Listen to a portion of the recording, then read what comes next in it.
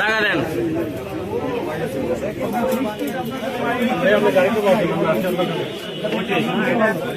ওই লোকের কথা বলেন ভাই, মোহন ভাই।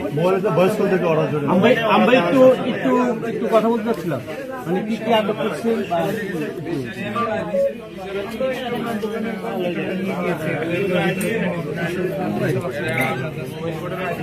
কি জন্য, মানে এখানে কি পাওয়া গেছে? এখানে এমন কিছু দ্রব্য পেয়েছি যেটা আমার কাছে পাওয়ার কথা না, সেটার জন্য সেটা হয়তো আমরা এখন না থাকে তাহলে আর সমস্যা নাই।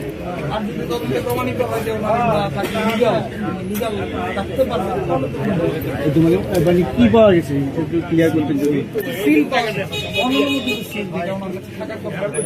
কি ব্যবস্থা নেওয়া হয়েছে এখন? নিয়মিত মামলা আমরা কি ওনাকে একটু জিজ্ঞেস করতে পারবো?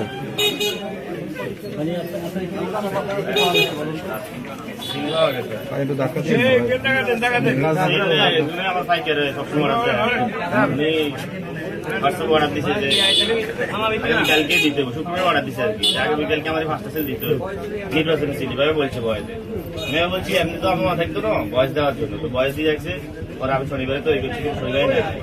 পরে আবার ওই গতকালকে নেওয়ার জন্য বলছিল যে কই আছেন, আসেন তো না। আমি তো ওই নামাজ পড়তে আসছি, নামাজ পড়ি আয় তো শেষ হয়ে বাচ্চা থেকে চাইয়ে না, আমরা আসছি পর আর আসে না।